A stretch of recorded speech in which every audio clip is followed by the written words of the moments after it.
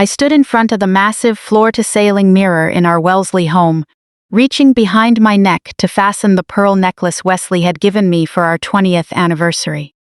The pearls felt cold against my skin, each one a picture of artificial elegance. At 62, I had learned to play my role to absolute perfection, the dutiful wife of Dr. Wesley Hartwell, one of the most respected authorities in cardiology in Massachusetts. In our social circle, a wife was essentially a trophy on her husband's wall. She couldn't shine too bright, but she couldn't be too dull either. "Clarissa, are you ready?" Wesley's voice called from downstairs. It carried that familiar tone I knew all too well, a subtle condescending impatience disguised as conversation. "Just a second, dear," I called back, taking one last look in the mirror. The navy blue silk dress he had picked out for me draped conservatively, fully fitting the old money aesthetic of New England high society. My graying hair was pinned up in the understated style he preferred, ensuring I wouldn't draw attention away from him. 39 years of marriage had taught me precisely which box I was supposed to fit into.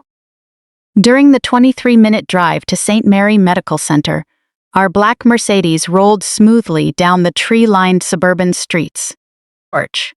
Wesley launched into a lecture about the evening's schedule, his voice shifting into that familiar professor mode. "Tonight is critical for the entire board of directors," he said, his long fingers lightly tapping the steering wheel. "The anonymous donor is finally revealing his identity. A $50 million tax-free donation, specifically earmarked for the new pediatric wing. Something like this is completely unprecedented in the Boston medical community." I nodded on cue, watching the familiar streetscapes drift past the window. "That's wonderful, Wesley. It will mean a lot for the critically ill children in the area. Just remember," he continued, dropping his voice into a low, controlled tone that always made my chest tighten, "tonight isn't about us. You're there to support me, nothing more. Keep a smile on your face, nod along when people speak to you, and leave any discussion about medicine, FDA approvals, or clinical trials to me. These board members and titans of medicine don't need to hear from a housewife," I finished for him, feeling a wave of bitterness coat the back of my throat. Wesley glanced at me, his expression softening just a fraction. "That's not what I meant, dear. You know I appreciate everything you do at home, but tonight is professional networking. You understand, right?" I understood completely. For 39 years, I had been forced to understand. The hospital's grand ballroom was decorated like a spread straight out of Architectural Digest. Warm golden light from crystal chandeliers washed over burgundy velvet drapes, and the scent of fresh roses mingled with expensive custom perfume. A classical string quartet played softly in the corner, while waiters in crisp white uniforms wove through the crowd, carrying silver trays of Dom Perignon. Wesley was immediately in his element. He straightened his posture, the second colleague stepped up to shake his hand. I watched him instantly transform from the controlling husband at home into the charismatic, revered physician the outside world knew. I had seen this performance countless times, and I knew my cues by heart. "Dr. Hartwell," said Dr. Patricia Lennox, the chief of internal medicine, walking over with her husband. She was a woman who always commanded my respect, brilliant, highly accomplished, and living the kind of life I had once dreamed of. "So good to see you, Patricia." Wesley beamed, resting a possessive hand on the small of my back. "You remember my wife, Clarissa?" Dr. Lennox offered a polite, distant smile. "Of course. Lovely to see you again, Clarissa." Still keeping busy with that country club garden committee? The quiet condescension in her tone was subtle, but I caught it immediately. I had learned to spot those moments long ago. The moments when my worth was reduced strictly to my connection to Wesley, rendering my own thoughts, opinions, and past Ivy League education completely irrelevant. "Gardening certainly keeps my days full," I replied, relying on the poised smile I had spent decades perfecting. "That's nice," Dr. Lennox said dismissively, immediately turning her attention back to Wesley. So, tell me about your latest clinical research. I heard your team is pioneering a new approach to minimally invasive procedures. Just like that, I became invisible again. Orch. They began tossing around medical terminology and clinical data, terms I understood completely, right down to the flaws in their statistical modeling. But I was strictly forbidden from joining the conversation. The irony was suffocating. 40 years ago at Johns Hopkins School of Medicine, I was the one asking sharp questions and leading discussions in seminars. Orch. Before we left that evening, our housekeeper, Elena, had helped me get ready. As she fastened my pearls, she had looked at me in the mirror with those perceptive eyes of hers. Elena was a Mexican immigrant who had worked in our home for 15 years. She never voiced her thoughts on what she witnessed, but her silence spoke volumes. She had seen Wesley's subtle put-downs, the way he squeezed the life out of my confidence under the guise of protection, and how he constantly relegated me to the sidelines of his world. "Mrs. Hartwell," Elena had whispered softly, "you look beautiful tonight, just like the brilliant woman I know you are." Standing there among the medical elite, feeling more isolated than ever, Elena's words provided a small flicker of warmth in my chest. The dinner proceeded just as expected. Wesley paraded me from one colleague to another, introducing me with the exact same phrasing every time. "This is my wife, Clarissa. She keeps our home running flawlessly." Every single introduction served as a gentle reminder of my place, positioning me as nothing more than a side character in his grand life. Eventually, I excused myself to the restroom, needing a moment of relief from the polite smiles and cold indifference. In the marble bathroom, I stared at my reflection once more. When had I become this person?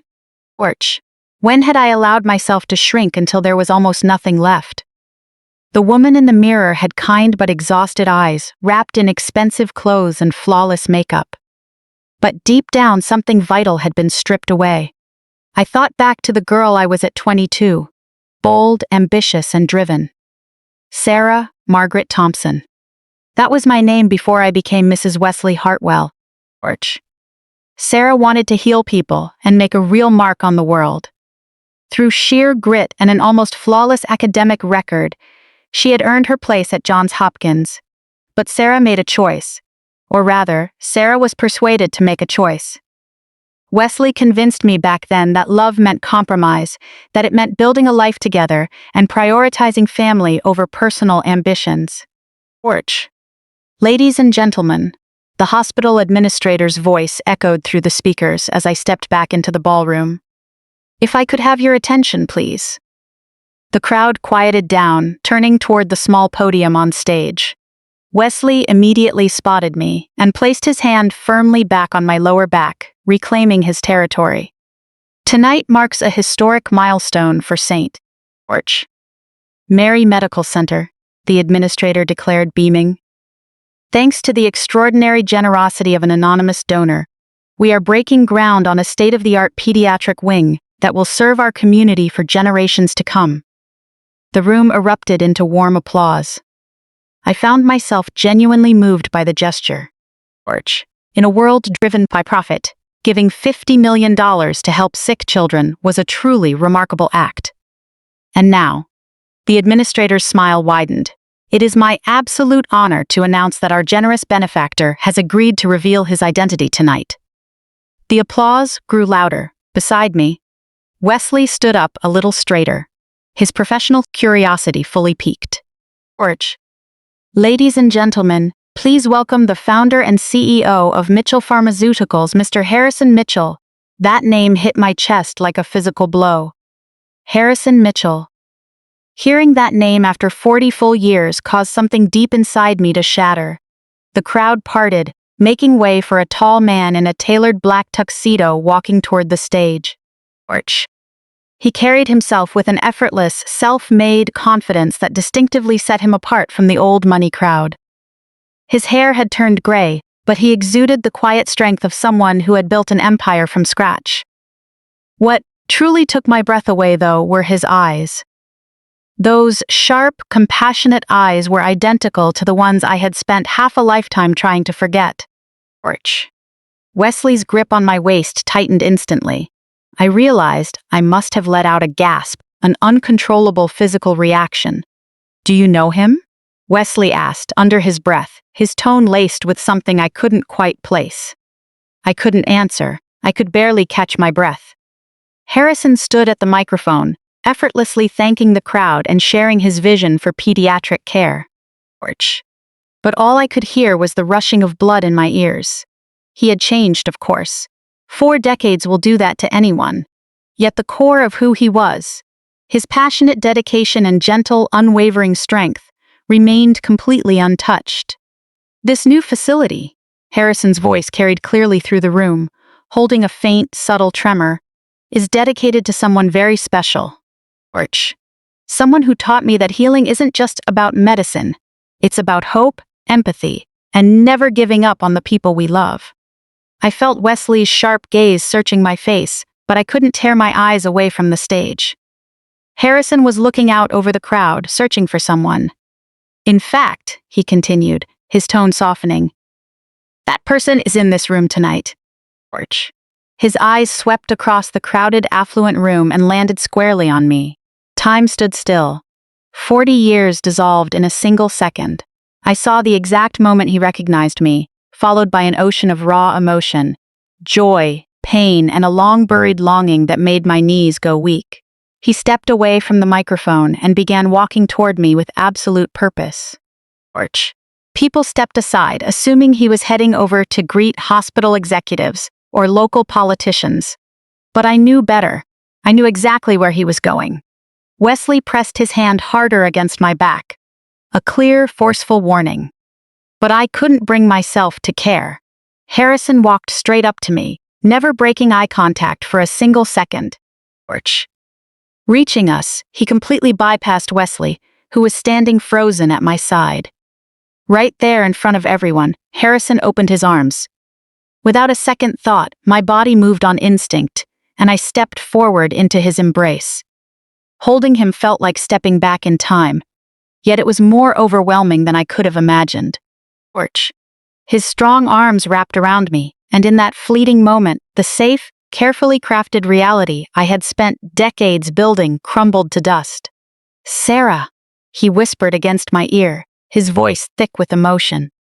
Hearing that name felt like a heavy stone dropped into still water, creating ripples through everything I knew. Ouch. As he pulled back slightly, keeping his hands gently resting on my shoulders, I saw tears glistening in his eyes. "I built this wing for you, Sarah," he said, his voice ringing clearly through the sudden hush of the room. 40 years ago, when no one else believed in me, you were the only one who did." The silence in the room was deafening. Ouch. I could feel Wesley's shock radiating beside me, along with the collective gasps of hundreds of onlookers hanging on every word. Harrison's voice only grew stronger and more resolute. "Because of you, I never married." Wesley went completely pale. The silence that followed Harrison's words seemed to stretch on forever. Ouch. I stood there, caught between 2 entirely different lives, the safe, suffocating world I shared with Wesley, and the passionate dream I had buried so deep I had almost convinced myself it never existed. Wesley finally snapped out of his trance, gripping my arm tightly. The gesture offered no comfort. It was pure, defensive control. "Ouch. I'm sure there's been some sort of misunderstanding," Wesley asserted, calling on all his Ivy League polish to keep his composure, though anyone who knew him could hear the dangerous edge in his voice. "My wife's name is Clarissa." Harrison kept his eyes fixed on me, turning to face Wesley with a calm that was utterly destructive. "When I knew her, her name was Sarah. Dr. Sarah Thompson. Ouch. One of the brightest, most brilliant medical students I ever had the privilege of studying alongside at Johns Hopkins. Dr. Sarah Thompson." Hearing that title felt like an electric shock, awakening memories I had spent decades suppressing. The late nights in the library, the rush of working through complex diagnoses, and the drive to save lives and make a real impact. Ouch. The woman I was before I became Mrs. Hartwell. Sarah doesn't exist anymore, I managed to force out, my voice so soft I could barely hear it myself. Harrison looked at me with immense tenderness. For a moment, the billionaire executive melted away, and I saw the young medical student who used to pore over textbooks right beside me. She does, he said softly. Orch. She's standing right in front of me. Whispers began breaking out across the room as Boston's elite picked up on the unfolding drama. I felt the overwhelming weight of their stares, their intense curiosity, and their silent judgments. This wasn't how the evening was supposed to go. This had no place in the neat, orderly life I was supposed to lead. Orch. Perhaps we should move this conversation to a private setting, Wesley interrupted, forcing a professional smile while his eyes remained cold as ice. I'm sure Mr. Mitchell has plenty of donors and board members to attend to. Harrison didn't back down. Years in the corporate world had given him a presence that easily rivaled Wesley's.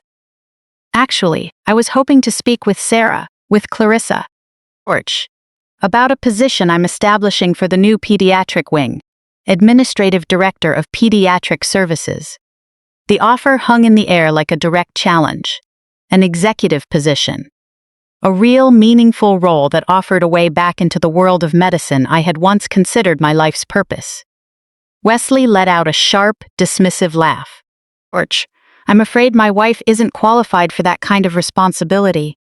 She's been out of the field for, well, decades. The condescension in his tone burned straight through me, but what Harrison said next poured gasoline on the fire. On the contrary, Harrison countered calmly, I still have Sarah's academic records. Orch. She graduated summa cum laude from Johns Hopkins for her undergraduate degree and completed 2 years of intensive medical training until... He paused, letting the silence linger. Until other priorities got in the way. Other priorities. It was a diplomatic way of putting it. Orch. The reality was that Wesley had convinced me back then that love meant sacrifice, that a good wife supported her husband's ambitions above her own, and that trying to pursue both was selfish. Medical school was a very long time ago, I said quietly, even as a voice inside me screamed that I still remembered every lecture, every drug mechanism, and every diagnostic protocol. Times change. Orch.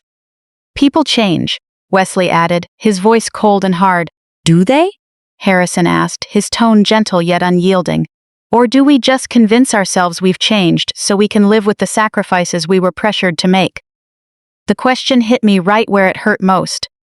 Beside me, I felt Wesley stiffen, his anger mounting as his authority was challenged so publicly. Orch. If you'll excuse us, Wesley snapped, taking my elbow to force me away. My wife and I really need to... Wait, please, Harrison interrupted, reaching into his jacket pocket. I want you to have this. He handed me a small white card. As I took it, our fingers brushed briefly, sending a jolt through me that I hadn't felt in 40 years. The card was simple. Orch. On the front was his name and a private phone number. On the back, a short handwritten note. The door is always open. Nch. Wesley tried to see what was written on it, but I instinctively closed my hand, hiding the card in my palm. Think about it, Harrison said, his voice meant just for me, yet easily carrying in the dead silence around us. Orch. Think about the children we could help, the lives we could save, and the work that still needs to be done. He stepped back, offering Wesley a brief, professional nod. Dr. Hartwell. As a fellow physician, I'm sure you understand how important it is to support true talent in finding its purpose. The subtle jab was unmistakable. Wesley's jaw clenched tight. Orch. My wife's purpose, Wesley said through gritted teeth, maintaining a thin veil of composure, has always been supporting my medical career and managing our home. She excels in that role. Does she? Harrison challenged, his voice sending a murmur through the nearby onlookers. Is she thriving, or is she simply complying? The word hit like a thrown gauntlet. Orch. I was caught directly between two forces, torn between two versions of who I was. Wesley's grip on my arm represented 40 years of a carefully constructed life, while Harrison's presence represented a door I thought had been locked forever. I need some air, I blurted out, desperate for space to think, breathe, and process the sheer madness of the moment. Porch. As I turned toward the French doors leading to the terrace, Harrison called my name. Sarah. Hearing it still felt like coming home. I meant what I said earlier. I never married. I turned back to face him, fully aware that Wesley was tracking my every reaction. After we lost touch, I poured everything I had into my studies, my research, and eventually building my company. Porch. I kept telling myself I was holding out for the right person. He offered a soft, self-deprecating smile. But the truth is, I was holding out for you, waiting for the day you'd realize you deserved so much more than settling for a diminished life. Wesley finally lost his grip, his composure shattering entirely as he took a step forward. Listen to me. Porch. No. Harrison cut him off smoothly, his tone firm. I think it's time we let her speak for herself. He turned back to me, his eyes full of warmth and patience. What do you want, Sarah? Not what anyone else wants for you. What do you want? It was such a simple question, yet it carried devastating weight. When was the last time anyone had asked me what I wanted? Porch. When was the last time I had asked myself? I looked around the room at the accomplished medical professionals and thought about the life I could have led.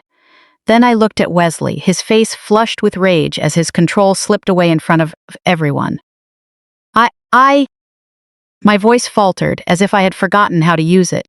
Porch. She wants to go home, Wesley answered for me, his tone absolute and overbearing. This evening has been overwhelming enough. I didn't move. Harrison's steady presence, and his unshakable belief that the person I used to be was still alive inside me, held me in place. The position, I heard myself say, my voice sounding surreal yet steady. What would it actually involve? Porch. Wesley's grip tightened around my arm to the point of pain, a clear command to stop. For the first time in nearly 4 decades, I completely ignored him. Harrison's entire face lit up. Porch. Directing pediatric care integration, working directly with families to coordinate complex treatment plans, and building programs that offer real emotional support alongside medical care, he explained, his voice rising with genuine passion. It's the exact holistic approach to patient care you used to talk about in school. Porch. You would be a true patient advocate with the authority to make real changes. A patient advocate. The words unlocked a vivid memory that swept over me. I was 21, sitting in a lecture hall at Johns Hopkins, taking notes during a discussion on patient-centered care. I raised my hand to ask how we could build better support systems for families dealing with chronic childhood illnesses. Porch. The professor commended my insight, predicting I would make an extraordinary doctor. Wesley had been in that same lecture hall that day. It was where we first met. He approached me after class, saying he was moved by my perspective and my passion for helping children. He was 35 then, an established attending physician in Boston. Porch. His maturity and confidence had made my 21-year-old self feel uniquely chosen. Yet by our third date, his attitude had shifted. You're throwing away your talents on pediatrics, he had told me. Cardiology is where the real status and advancement are. Adults understand the complexity of the care you provide. Pediatrics just isn't intellectually challenging enough. Porch. Back then, medicine had never been about status or money for me. It was about those children, the most vulnerable patients who couldn't advocate for themselves. I need time to think about it, I finally said, my voice far firmer than I anticipated. Wesley's hold on my arm felt like an iron vice. Clarissa, we are discussing this privately. Right now. Porch. Of course, Harrison said gently, offering an understanding nod. Take all the time you need. Just don't wait too long. Some opportunities don't stay open forever. He gave Wesley a brief nod and looked at me one last time. It was truly wonderful to see you again, Sarah. Porch. As he turned and melted back into the crowd of executives and colleagues seeking his attention, I realized I was shaking from head to toe. The card held tight in my palm felt like a spark waiting to catch fire. Wesley practically dragged me toward the exit, offering nothing more than cold, abrupt nods to anyone who tried to speak to us on the way out. Porch. The drive home unfolded in complete silence, broken only by the heavy, deliberate sound of his breathing. I knew the signs so well. A storm was building inside him. Our estate on Magnolia Heights Drive looked identical to how we had left it. Pristine, grand, and impeccably maintained, yet strangely cold despite the warm exterior lights. Porch. Elena had left a lamp burning in the entryway, a quiet habit she kept to give the sprawling house a touch of warmth. The moment the heavy wooden front door shut behind us, Wesley let go. What on earth was that? I carefully set my clutch down on the marble console table, trying to buy myself a few seconds to think. I'm not sure what you mean. Porch. Don't play dumb with me. His voice snapped, all traces of his polished persona completely gone. Don't insult my intelligence, Clarissa. You know exactly what I'm talking about. I turned to face him, seeing the man I had married clearly for the first time in decades. The charming gentleman had vanished, replaced by someone cold and calculating. Porch. Harrison Mitchell is someone I knew in medical school, I said carefully. Before I met you. Harrison Mitchell? The man worth $800 million who just handed my hospital $50 million? Wesley let out a harsh, bitter laugh. He didn't mention a word about this connection during any of the board meetings. What a remarkable coincidence. Perhaps because it was a lifetime ago. Porch. A lifetime ago? Wesley took a step toward me, his voice dropping to a dangerous whisper. He called you Sarah. In front of hundreds of people, he claimed he built a medical wing for you. He offered you a job right there in public, and you just stood there looking like you were actually considering it. Looking like what, Wesley? Porch. Like you were ready to walk away from everything we've built for some foolish fantasy. The accusation hung heavy between us because part of it was true. Standing in that ballroom, I had allowed myself to imagine a different life. One where my thoughts had value, my intellect was respected, and I was more than just someone's wife. I was simply caught off guard, I said softly. Porch. I haven't seen him in 40 years. Right, but you knew what he became. No, I didn't. Don't lie to me, Wesley barked, completely losing his usual composure. You don't react that way to a casual acquaintance. The moment you looked at him, your whole face lit up. You don't light up like that for someone from your past unless there's more to it. Lit up? Did I really look like that? Porch. I recalled how Harrison had looked at me, the feeling of being truly seen by someone who remembered who I used to be. I was surprised, I repeated, trying to end the confrontation. That's all. Wesley stared at me, searching my face for something he couldn't control. Then he turned on his heel and walked over to the walnut bar in the living room. Porch. 40 years, he muttered, pouring himself a heavy glass of scotch. For 40 years I gave you everything. A magnificent home, complete financial security, and a respected place in society. I protected you and provided for you. All I ever asked for in return was loyalty. Loyalty. The word felt hollow coming from him. I have been loyal, I said quietly. Porch, have you? He turned around, glass in hand. Because tonight, in front of half the medical community in Boston, that didn't look like loyalty. It looked like someone ready to throw away her entire life over old regrets. Wesley, I raised my voice sharp and firm. He offered you a position, Clarissa. A position you aren't remotely qualified for. Porch. Something you haven't worked a single day to earn. A woman who has been a housewife for 40 years cannot just step in and manage a major hospital department. Every word was calculated to tear down my confidence and put me back in my place. Do you really think people didn't notice how ridiculous that was? Do you think they didn't see how embarrassing that was for me? Porch. That was all he truly cared about. Not how I felt being overlooked and minimized all night, but how the situation reflected on him. Maybe I could handle it, I countered.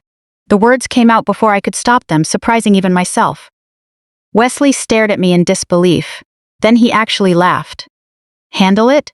Clarissa, you haven't worked outside this house in decades. Porch.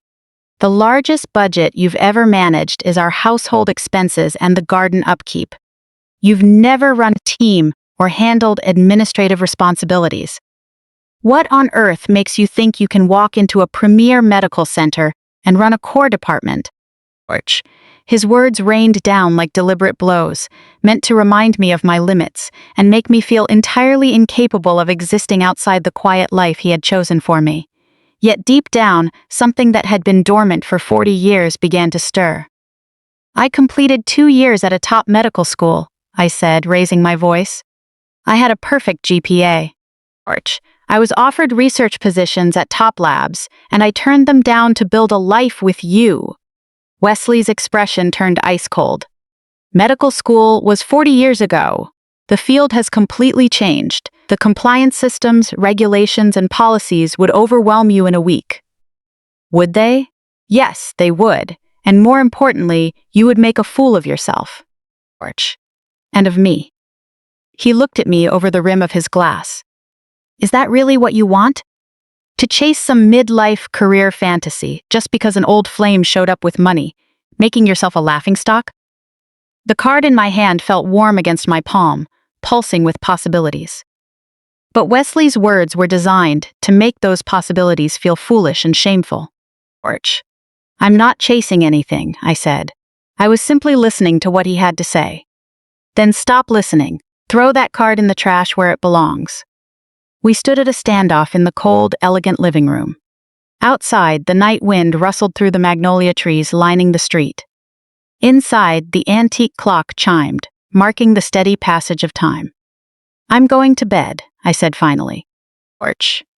Wesley nodded, turning to pour himself another drink. Good, and tomorrow, Clarissa, we forget any of this ever happened. We go back to our normal lives and pretend that man never walked into that room. I slowly walked up the stairs, my hand sliding along the polished mahogany handrail. Arch. In our bedroom, I sat on the edge of the bed and finally opened my hand, looking down at Harrison's card once more. The door is always open. In the quiet dark of that luxurious, empty bedroom, I couldn't help but wonder, once a door is closed, can it ever really be opened again? I didn't sleep a wink that night. Arch. I lay next to Wesley, listening to the steady, controlled rhythm of his breathing. My fingers tracing the sharp edges of Harrison's card until the paper softened. Every time I closed my eyes, I saw his face at the banquet. Older, more distinguished, but holding that same intense focus I remembered from our days in medical school. Dr. Sarah Margaret Thompson. Arch. I hadn't heard that name spoken aloud in 40 years. Hearing it again awakened something inside me I thought had long since been buried. When the first light of dawn filtered through the custom drapes, I slipped out of bed and crept downstairs to the kitchen. Elena wouldn't arrive for another 2 hours, and Wesley never came down before 7:30. Arch. It was one of the rare moments I had the house entirely to myself. With hands that wouldn't stop trembling, I brewed a pot of coffee and sat at the granite island, gazing out at the manicured garden I had spent years tending. Every flower, every shrub, every precisely designed boundary stood as proof of the life Wesley and I had built together, beautiful, controlled, and ultimately hollow. Arch. The coffee tasted bitter, though that might have just been the lingering taste of regret. I found myself remembering things I had forced myself to forget for decades. I thought about the way Harrison used to study, deeply focused, yet always ready to help anyone struggling to pass. He had a gift for explaining complex medical concepts with absolute clarity. Arch. More than once, he helped me get through a difficult stretch in neuroanatomy and pharmacology. It wasn't just his academic, brilliant mind that drew me in either. Harrison possessed its deep, genuine empathy for future patients that went far beyond textbooks. Arch. After lectures, he would stay behind to ask professors about the latest research, not to show off, but because he genuinely wanted to find better ways to heal people. Wesley was completely different, even then.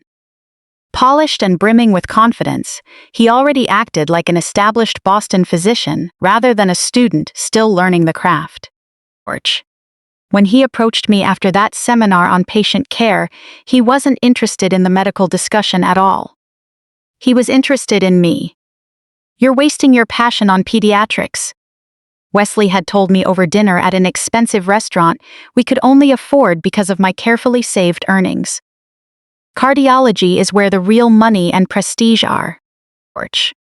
Adults can actually appreciate the complexity of what you do. Pediatrics just lacks intellectual challenge. I tried to explain that for me, it was never about intellectual challenge. It was about helping the most vulnerable patients, the ones who couldn't advocate for themselves. But Wesley had only offered a patronizing smile before sharply changing the subject. Footsteps on the stairs brought me back to the present. Wesley appeared in the kitchen doorway, fully dressed, his shirt pressed crisp, his tie perfectly straight, and his graying hair styled exactly as it had been for the last 20 years. "You're up early," he noted, walking toward the coffee maker. I couldn't sleep. He poured a cup with the same methodical precision he applied to everything in life. I can't say I'm surprised. Last night was full of unexpected disruptions, undesirable disruptions. That was one way to put it. Wesley sat down across from me at the island, keeping his expression carefully neutral. I've been thinking about what happened at the gala, specifically your reaction to seeing that man. Harrison, I said quietly. His name is Harrison. Wesley's jaw tightened subtly. Yes, Harrison's Mitchell. I did some research this morning. Of course he did. Wesley never left anything to chance. He never walked into a situation unprepared. He's been remarkably successful, Wesley continued, keeping his tone conversational, though a cold undercurrent ran beneath it. Finished his residency, built Mitchell Pharmaceuticals from the ground up, never married, no children. Dedicated his entire life to his work. The way he said it made it sound like a personal flaw. An incomplete life. Obsessive personalities often struggle with personal relationships, Wesley added, taking a slow sip. Too consumed by their own ambitions to truly invest in anyone else. I remained silent, though something inside me bristled at his characterization of Harrison. The man I remembered was never cold or selfish. He was ambitious, yes, but his drive was always aimed at something greater than himself. I also made a few phone calls to look into that so-called job offer, Wesley added casually. My coffee cup froze halfway to my mouth. Who did you call? I reached out to Dean Patterson, apparently Mr. Mitchell did mention wanting someone to oversee the pediatric care integration, but it was just an offhand comment. Nothing formal, nothing concrete, and certainly not a role someone with your background could realistically manage. Every single word was carefully chosen to puncture any lingering hope I might have held about Harrison's offer being real. Someone with my background, I echoed softly. Clarissa, I don't mean to be harsh, but we have to look at reality. You haven't worked in a professional setting in decades. You've never managed a staff, never dealt with hospital administration, and never handled the intense compliance reviews that can make or break a career. His voice softened into that protective tone he always used when he claimed to be saving me from the harsh world. Setting you up for that would only lead to complete failure. Maybe, I replied, feeling a faint spark of resistance igniting inside me. Or maybe I'm more capable than you think. Wesley set his cup down with a sharp click against the granite. What is that supposed to mean? It means I'm not that 23-year-old girl anymore. I've spent 40 years managing our household, handling our financial investments, and organizing our social obligations. I've planned massive charity galas, coordinated complex home renovations, and managed your demanding schedule. I'm not helpless, Wesley. The strength in my own voice caught us both off guard. I hadn't planned on taking such a defensive stance. Wesley stared at me for a long moment. Of course you aren't helpless. I've never said you were. But managing a home and running a medical department are two completely different things. The legal liability alone could be overwhelming. One mistake could destroy both of our reputations. Both of our reputations. Not my risk, not my standing. As if any potential failure on my part would somehow tarnish his flawless status. What if I didn't fail? I asked quietly. What if I was actually good at it? What if I still have something valuable to contribute? Wesley's expression hardened into stone. Is this really what you want? To toss aside 40 years of marriage for an impossible dream, chasing some phantom opportunity that might not even exist? I'm not tossing anything aside. I'm considering. Considering what? Torch. Considering him. Wesley leaned forward, his voice dropping into that dangerous, controlled register that always made me tense up. If this is about rekindling some old romance from our university days. This has nothing to do with Harrison, I said, though I wasn't entirely sure if that was completely true. This is about me. About who I am and who I could have been. You are my wife. Torch, you're the woman I've loved and provided for 40 years. Is that really not enough? The question hung in the air like an ultimatum. Was it enough? Had it ever truly been enough? I need some air, I said, standing up abruptly. I'm going to work in the garden for a bit. Wesley gave a brief nod, though his expression remained deeply troubled. Torch, just promise me you'll think carefully before doing anything reckless. We have a good life, Clarissa. Don't let one night of nostalgia ruin everything we've built. I walked out into the manicured garden, breathing in the scent of jasmine and morning dew. This had always been my sanctuary. The one place in the house that felt entirely mine. Porch. Wesley had no interest in gardening, so he had given me complete freedom to design and care for it. Sitting on the stone bench beneath the old oak tree, I pulled Harrison's card from my pocket and looked at it again. The paper was heavy, simple, and elegant, professional without being flashy. I found myself wondering what his life had been like over the last 40 years. Torch. Wesley had painted him as a cold, isolated figure, too consumed by work to build a meaningful life with anyone. But what if that wasn't true? What if Harrison had simply chosen a different path? One that allowed him to pursue his passion without compromise. My phone buzzed in my pocket. It was a text message from an unknown number. Sarah, I hope you don't mind me reaching out directly. Torch. I obtained your number from the hospital directory. I wanted to apologize for my impulsiveness last night. Putting you in such an uncomfortable position in front of your husband and so many colleagues was never my intention. I just want you to know that the position I offered is 100% real. If you're open to talking further, I'll be in Boston for the next few days. Torch. No pressure at all. Just two old friends catching up. Harrison, I read the text 3 times, my heart pounding in my chest. He had called me Sarah again, and the offer was real. I began typing a reply, stopped, deleted it, and started over. Harrison, it was wonderful to see you too. Your offer was so unexpected that I didn't know what to think. Delete. I appreciate you reaching out. Torch. Last night was a lot to take in. Delete. Thank you for your message. I would love to talk. My finger hovered over the send button for a full minute before I finally pressed it. His reply arrived seconds later. Would you be open to getting coffee this afternoon? There's a quiet private little spot on Elm Street called Rosemary's. Would 2 o'clock work for you? I knew Rosemary's. Torch. It was a charming, independent cafe in Cambridge, nestled in a neighborhood known for its artistic and academic feel. It was the kind of place Wesley would never think to look for me. A place where 2 old friends could talk without becoming the center of Boston medical gossip.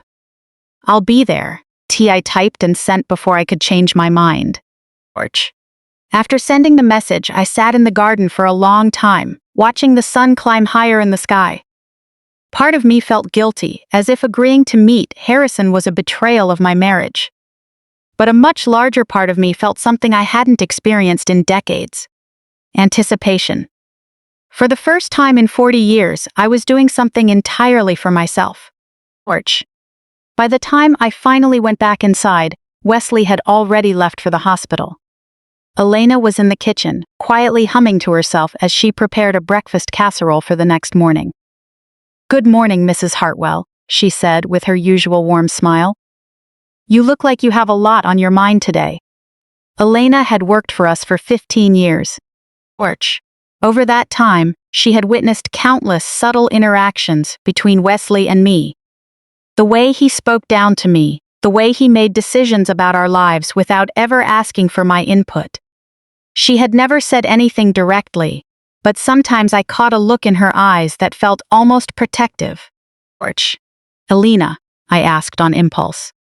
What do you think about people who make massive life changes later in life?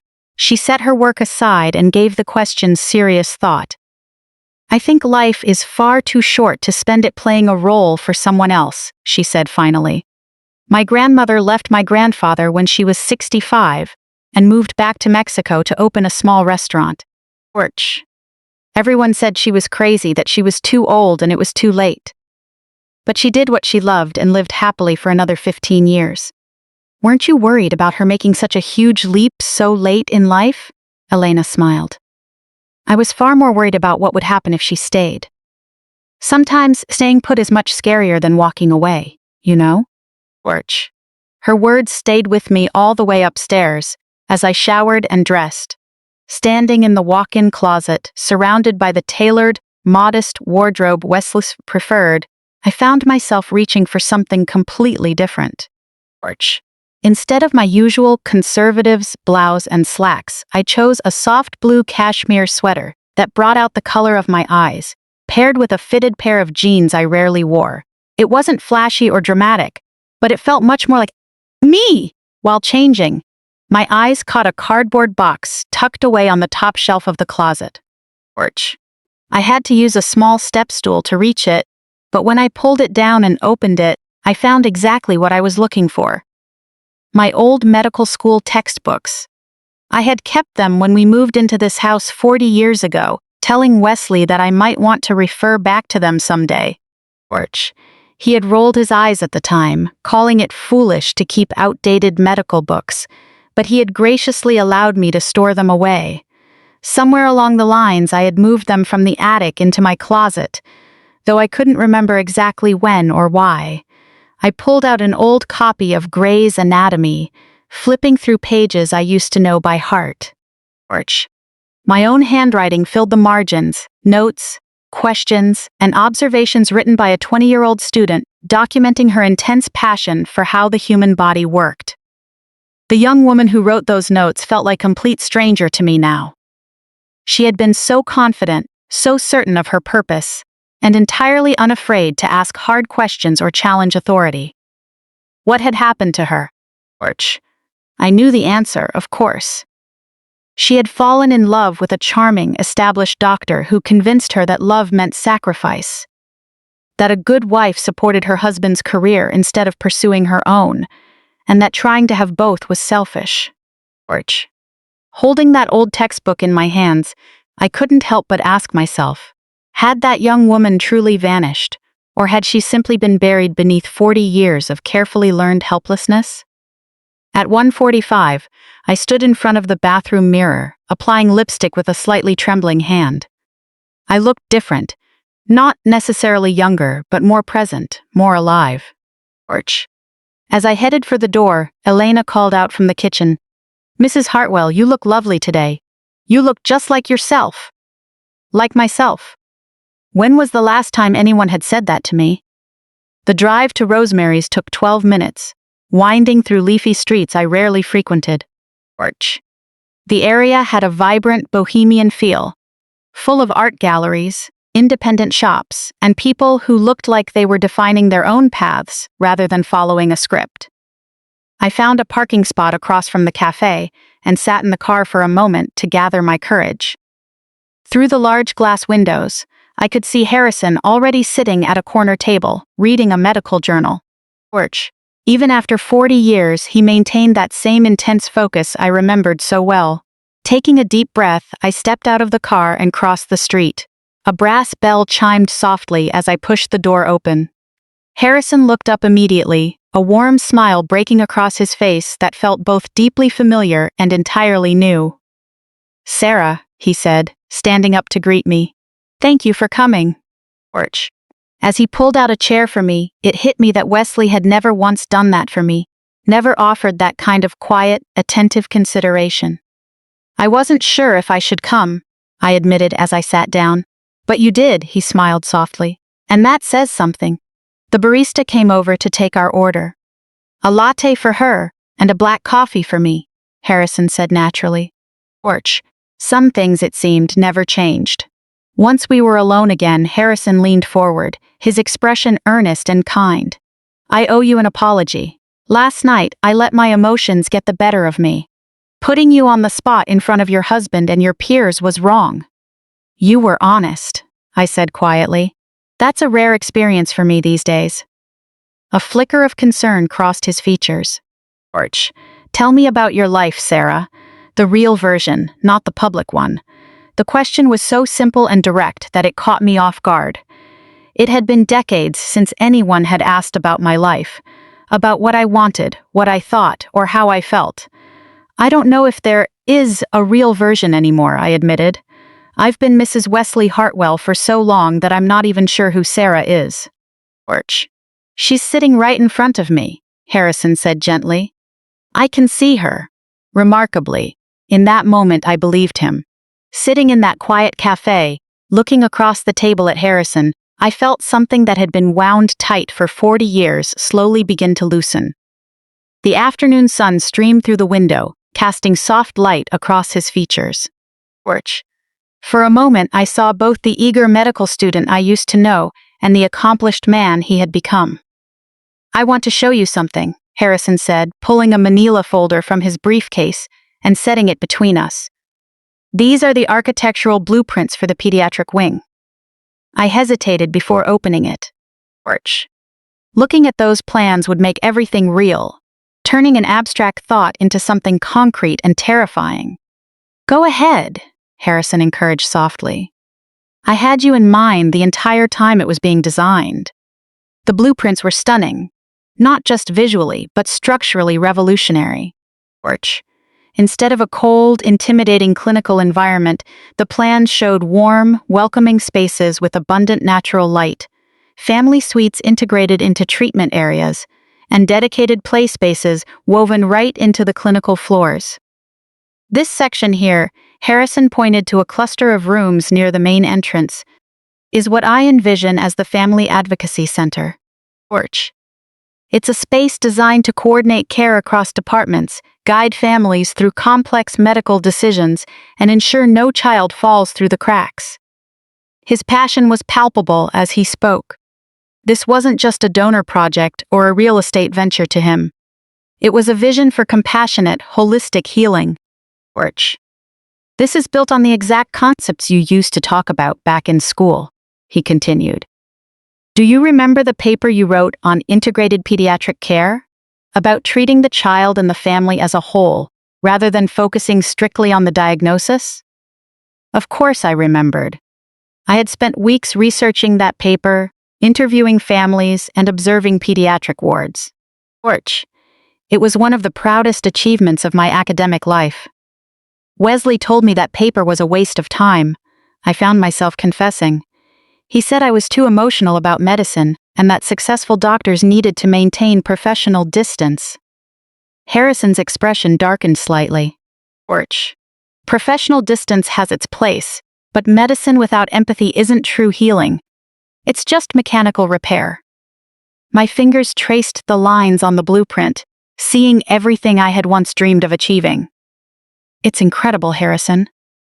But I still don't understand why you think I could manage a place like this." Porch. "Because you already know how to do everything this position requires," he said plainly.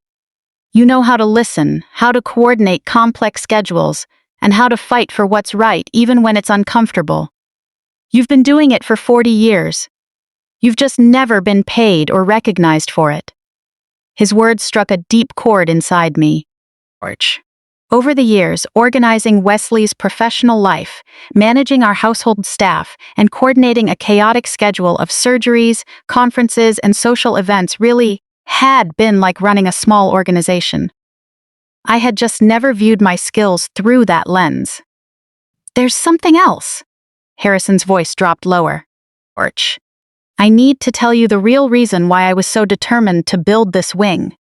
I looked up from the blueprints, sensing the shift in his tone. After we lost touch, I threw myself entirely into my work.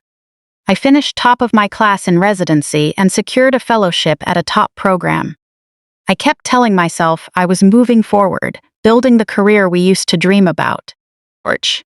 He paused, staring out the window for a brief moment. But with every patient I treated, every research project I led, and every business decision I made, part of me kept wondering, what would Sarah say? How would she handle this? Harrison, let me finish, he said gently. I never married because I kept measuring everyone against you. Orch.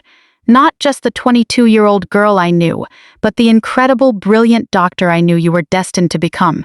The confession hung between us, heavy with 40 years of what-ifs. You can't build your life around someone who doesn't exist anymore, I whispered. But you do exist. You're sitting right here. His gaze was steady and intense. Orch. Sarah, I built an empire over 40 years, hoping it would be worthy of the woman who believed I could change the world when I was just a struggling student. Tears welled in my eyes, and I quickly blinked them away. That's an overwhelming weight to put on someone. It's not a weight. It's a possibility, Harrison said, reaching across the table to lay his hand gently over mine. Orch. I'm not asking you to be someone you're not. I'm asking you to remember who you've always been. His touch sent a quiet tremor through me. It wasn't purely romantic. It was the profound sensation of being understood, of being truly seen by someone who remembered my dreams. Tell me more about the job, I said, needing to ground myself in practical details. Harrison's face brightened instantly. Orch. The administrative director position involves coordinating care across all pediatric subspecialties, developing family support initiatives, and managing the integration of new services. You'd work directly with department heads to ensure a seamless experience for every patient. Orch. As he described the role, my mind automatically began organizing the challenges, formulating solutions, and feeling a long-forgotten thrill at the prospect of solving complex problems. The starting salary is $150,000 a year, Harrison added. Full benefits, with room for growth based on performance. $150,000. Orch. I tried to process the figure. Wesley gave me $2,000 a month as an allowance for personal expenses, presenting it as a grand gesture of generosity. The thought of earning my own income and having true financial independence was both terrifying and intoxicating. What about my lack of recent professional experience? I asked. That's why we'd start with a 6-month transition period. Orch. You'd shadow the current interim director, attend department meetings, and get comfortable with the hospital's systems. Zero pressure and no permanent commitment until we both feel confident it's the right fit. A transition period, a chance to test the waters rather than jumping blindly off a cliff. I need time to think about it, I said, even as a voice inside me wanted to say yes on the spot. Orch. Of course, but Sarah, there's one more thing you should know. Harrison's expression turned deeply serious. After seeing you last night, I did some digging. I wanted to understand what happened after medical school. How things ended up this way. My stomach tightened. What do you mean? I still have contacts at Johns Hopkins, so I looked into your academic records. His jaw clenched tightly. Orch.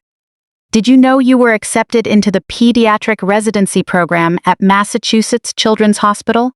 Fully funded, on a direct track to a clinical leadership position. The words hit me like a physical blow. That's impossible, I stammered. Wesley told me I wasn't accepted anywhere. He said my scores weren't competitive enough for such a high-demand program. Orch. A quiet rage flashed in Harrison's eyes. Your scores were exceptional. Top 5% of your class.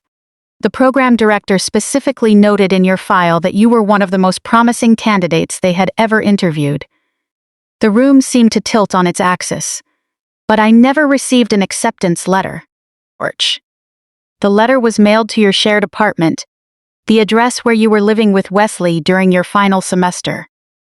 The truth washed over me like a tidal wave. Wesley had intercepted my acceptance letter. Orch. He had lied to me, cut off my career before it could even begin. and convinced me that my medical ambitions were a dead end, leaving me with only one path forward, giving up my dreams to marry him. My God, I breathed, entirely numb. Harrison leaned in, filled with concern. I'm so sorry, Sarah. I hesitated to tell you, but I felt you deserved to know the truth. Orch. He lied to me, I stated flatly. The sheer magnitude of the betrayal was so vast that my mind couldn't fully process it. For 40 years, he had made me believe I wasn't good enough. Sarah. He stole my entire life, I said, my voice rising slightly as a few nearby patrons glanced our way. Orch. He deliberately sabotaged my career and then spent 40 years expecting me to be grateful for his sacrifices. Harrison reached across the table and took my hand again, his hold steady and grounding. I know how painful this is. I know it changes everything. But it also means something crucial. You were never the failure he made you out to be. Orch. I stared down at his hand over mine, trying to absorb the truth. Every subtle put-down from Wesley, every piece of manipulation convincing me I lacked professional capability, every claim that he was simply protecting me from a harsh world. It was all built on a calculated lie. What am I supposed to do with this? I whispered, my voice barely audible. That's entirely up to you. Orch. But Sarah, you have choices now. You have proof that you were meant for so much more than just being someone's supporting act. You were meant to heal, to lead, and to make a real difference in the world. The weight of that realization was almost suffocating. For 40 years, I had accepted Wesley's version of reality, accepting his explanations for why my dreams had to take a back seat. Orch. But if he had been lying all along, what if I had been capable of flying the entire time? I have to go, I said, standing up suddenly. I need time to process all of this. Harrison stood up as well, his eyes full of understanding. Of course. But please, Sarah, whatever you decide, don't let fear make the choice for you. You've let someone else dictate your limits for far too long. Orch. As I gathered my things with trembling hands, Harrison placed a second card on the table. This is my personal cell number, he said.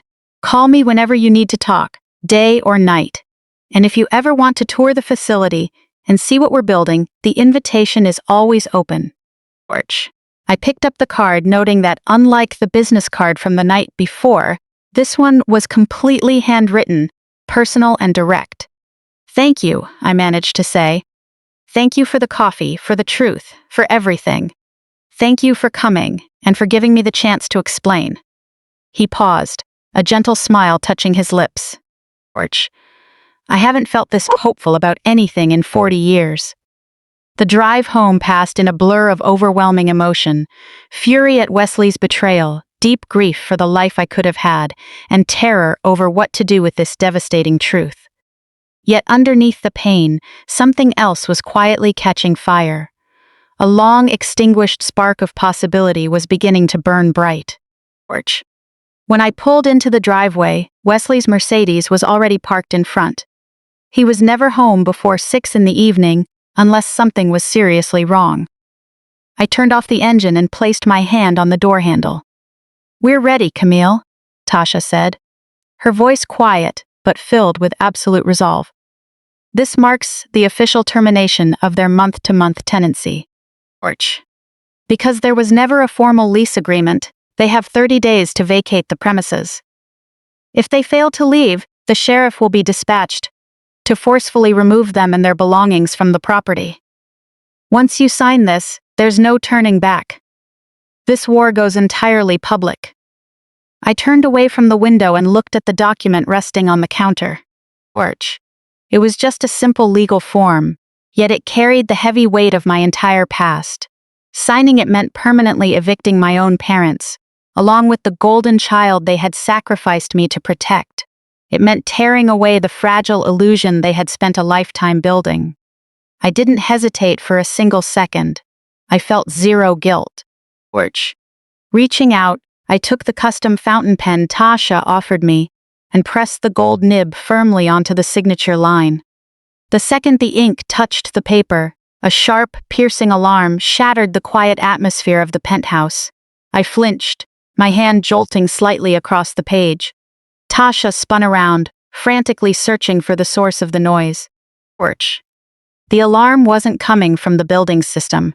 It was blasting directly from my personal phone, sitting on the marble kitchen island.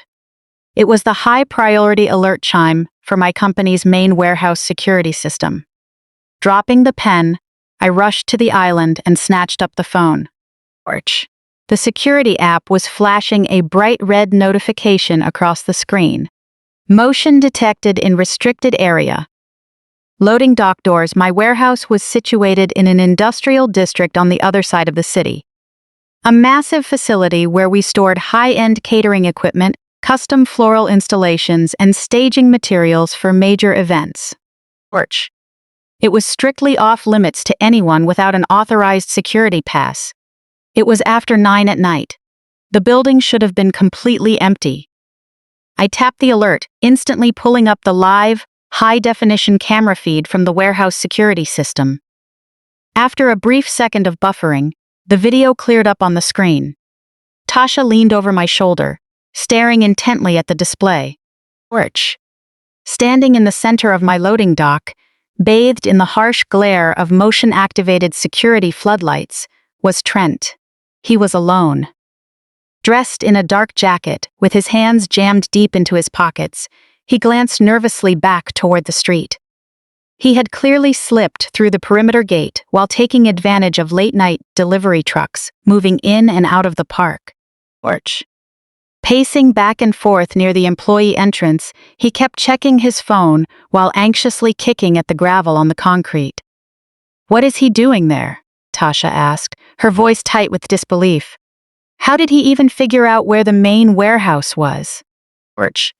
"Jasmine could easily pull my public business registry information," I replied, keeping my eyes fixed on his erratic movements on the screen. "He's not there to steal equipment, Tasha. Look at his body language. He's not covering his face. He wants to be seen. He's waiting for someone." "He's waiting for you," Tasha said, quickly pulling out her own phone. "I'm calling the police right now." Porch. "This is criminal trespassing. Given how he acted in your office, he poses a real physical threat. You cannot go down there." I reached out and firmly placed my hand over hers, stopping her from dialing. "No," I said, my mind calculating every angle faster than the panic could take root. "We need to call them now, Camille." Porch. "He's a man backed into a corner by his own financial crimes," Tasha argued, her protective instincts taking over.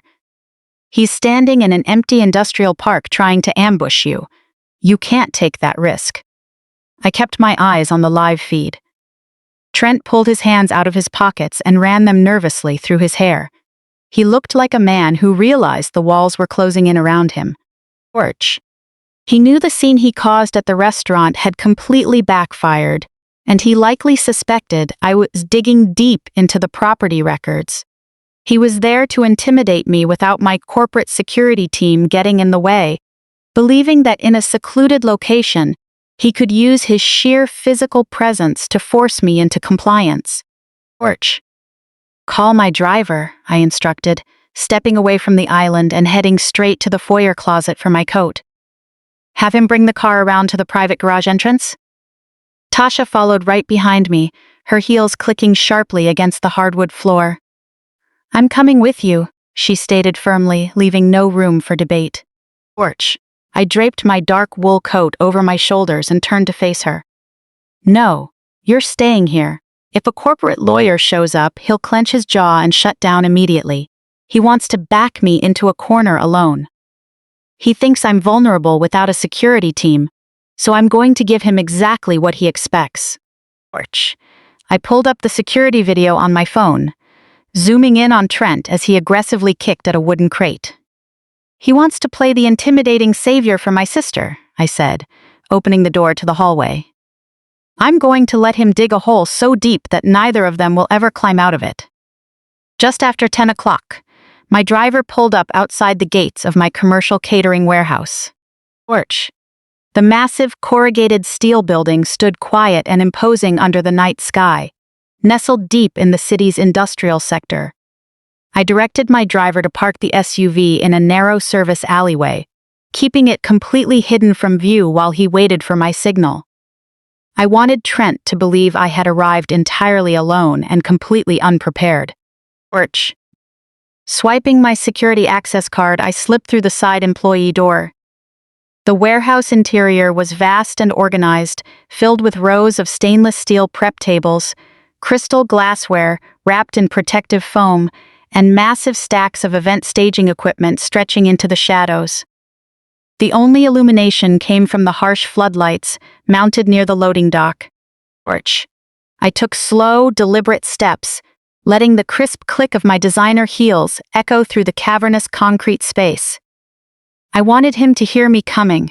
I wanted to trigger the arrogant expectation he had been building up while standing out in the cold. Trent was standing at the edge of the main loading dock, aggressively kicking a wooden shipping crate. Orch. The moment my footsteps reached his ears, he spun around sharply. He immediately squared his shoulders and threw his chest out, adopting a stiff posture. He looked like a man convinced that his demographic background and gender alone gave him automatic control over the room. Orch. Trapping a black woman in an empty building, he was practically trembling with the smug assumption that his presence would force me to submit. "You actually showed up?" Trent sneered, his voice bouncing aggressively off the concrete walls. "I figured you'd be hiding behind your lawyers in your fancy penthouse." I stopped a few feet away, resting my hands casually in the pockets of my coat. Orch. "I don't hide from people filing for bankruptcy, Trent," I replied smoothly, keeping my tone completely even. "What are you doing trespassing on my commercial property?" He completely ignored the question and took 2 heavy steps forward, deliberately closing the distance between us. Trying to use his height to dominate the space, he looked down at me to provoke a fearful reaction. Orch. Reaching inside his expensive leather jacket, he pulled out a thick stack of folded legal documents. He slammed them down onto the nearest wooden staging crate with a loud, violent thud that echoed through the room. "This is a non-disclosure agreement and a direct property transfer deed," Trent commanded, tapping his finger aggressively on the top page. "You're going to sign it right now." Orch. "This fully waives the restaurant debt Jasmine owes you, and it legally transfers the title of the Maple Avenue house straight to us. You're signing over that holding company tonight, Camille. No more hiding behind anonymous corporate entities, and no more threatening my wife." I glanced down at the documents, then slowly raised my eyes to meet his. The sheer audacity was almost impressive. Orch. He had unlawfully broken onto my property to aggressively demand I hand over a multi-million-dollar real estate asset, all to cover up his own financial ruin. He truly believed he could intimidate me into handing over my wealth. I knew I had to keep him talking. I needed him to feel so comfortable in his unearned sense of authority that he would hang himself with his own words. So, I played along. Orch. I let my shoulders drop slightly, softening my posture to feign intimidation. "You've lost your mind, Trent," I said, letting my voice shake just enough to fake panic. "You can't force me to hand over my real estate just because you're broke.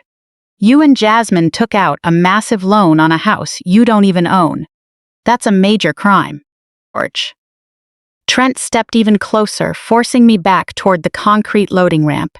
He leaned down, his face only inches from mine as a cruel grin spread across his features. He genuinely thought he had broken my resolve. "I'm not asking for your permission, Camille," he growled, his tone dripping with condescension. "You think discovering that line of credit makes you untouchable?" Orch. "Yeah, we forged your name. So what? We needed the cash to fund my new business venture, and you were doing nothing with that equity except using it to satisfy your pathetic need to control your parents. You owe this family."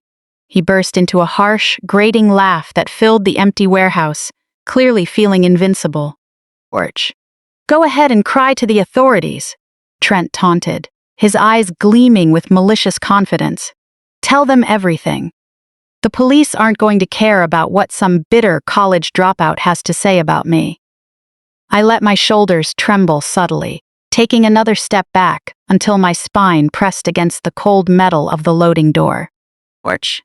Crossing my arms as if trying to shield myself, I kept my eyes fixed on the documents on the crate. I needed him to feel like he had won, to believe he had pushed me into an inescapable corner. "You can't do this, Trent," I said, letting my voice crack perfectly on the final word. "The bank will figure it out." Porch. "How did you even get them to approve a $150,000 loan without me there? I'm the sole owner of that holding company. You had zero legal authority to borrow against my equity." Trent laughed loudly, the sound bouncing off the steel roof beams. Drunk on his imagined power, he couldn't resist the urge to brag. Porch. Stepping closer to pin me against the door, he was desperate to explain how clever he thought he was, relishing the chance to lord over a woman who surpassed him in every aspect of life. "You really think you're the only one who knows how to work the paperwork, Camille?" he mocked, leaning his weight against the crate. It was embarrassingly easy. Porch. "Jasmine dug through some old boxes and found a financial aid form you signed before your parents cut you off. She spent 3 days at the kitchen table practicing your signature until it looked convincing enough. We found a private online lender that only cared about the property appraisal and didn't bother checking the corporate structure. Porch. We put your name down as the guarantor, and 48 hours later, the funds were wired straight into our account. By keeping your business anonymous, you practically handed us the money on a silver platter." "But the fundraising campaign," I stammered, keeping my eyes wide to sell the act. "You're taking money from my parents' church community. You're collecting donations across state lines." Porch. "That's federal fraud, Trent," he scoffed, waving his hands dismissively in the air. "Those people at Zion Fellowship are just a bunch of gullible cash cows," he sneered. "They were practically falling over themselves to hand us money because they wanted to feel close to the pastor's family." Jasmine squeezed out a few tears on camera, posted a sad video, and they opened their wallets immediately. Porch. "We've already raised $20,000, and we're using it to put a retainer down on an aggressive defense attorney to force you into signing this transfer agreement." He pulled a pen from his pocket and threw it down onto the paperwork. "You're completely out of your depth, Camille," he sneered, his lip curling with contempt. "You're just a glorified caterer. Porch. You don't have the resources or the standing to fight me. Sign the paper turning the house over to us, and maybe I'll convince Jasmine to let you cater our next anniversary party. Refuse, and I'll make sure Vivian destroys whatever little reputation you have left in this city." I looked down at the pen, then at the forged legal documents sitting on the crate. Porch. Uncrossing my arms, I straightened my back and lifted my chin. The trembling in my shoulders stopped completely. I took a slow, deep breath and let a genuine, radiant smile break across my face. Trent's brow furrowed as he watched my entire demeanor transform in a split second. The terrified woman he thought he had backed into a corner had vanished into thin air. Porch. "Find something funny?" he demanded, his voice losing a bit of its booming confidence. "I find the whole situation completely absurd," I said, my voice returning to its usual smooth, commanding tone. "What's funniest to me is that a man who proudly calls himself a tech entrepreneur walked straight into a commercial-grade surveillance system without even noticing." Porch. I raised my right hand, pointing a manicured finger toward the upper corner of the loading dock directly behind him. Trent turned his head slowly, following my gesture. Mounted discreetly at the junction of the heavy steel support beams was a sleek black dome camera. Under the dim industrial lights, a small red indicator light was steadily blinking. Porch. "I had those installed just last month," I explained casually, brushing an imaginary speck of dust from my coat sleeve. "They're state-of-the-art 4K high-definition security cameras, equipped with sensitive directional microphones. They can pick up crystal-clear audio from 50 feet away. And the best part, Trent, is that they feed directly to a secure cloud server. Porch. My corporate attorney is sitting in my penthouse right now, watching and recording everything in real time. Every bit of color drained from Trent's face. The arrogant flush on his cheeks instantly turned to a sickly pale. He looked back at me, his mouth opening and closing silently. He glanced back up at the blinking red light, his eyes wide with sudden, paralyzing panic. "Orch, you just confessed on camera to bank fraud, document forgery, and federal wire fraud," I said, stepping away from the loading door and out into the open space. "You clearly outlined how you and Jasmine planned the theft of $150,000. Orch. You explicitly admitted to forging my signature, and you bragged about scamming $20,000 from your own church congregation while calling them gullible cash cows." I picked up the forged transfer document from the crate, tore it cleanly in half, and tossed the pieces onto the concrete floor. "Orch. The local police might not care about what a bitter college dropout has to say," I continued, my voice cold with finality. "But I assure you, federal authorities will be deeply interested in a high-definition audio and video confession delivered directly by the primary suspect. You just handed me the exact rope used to hang you." Orch. Trent stared at the shredded paper on the floor as pure panic washed over his face. In that exact moment, he realized his social standing couldn't save him from federal charges. He looked at the camera's blinking red light, then toward the exit door. Without saying another word, he turned on his heel and sprinted toward the employee exit, stumbling over his own feet as he ran. Orch. He slammed open the heavy metal door and disappeared into the cold night air, fleeing like an absolute coward. I watched the heavy door slam shut behind him. The loud echo reverberated through the loading dock, settling into an absolute silence.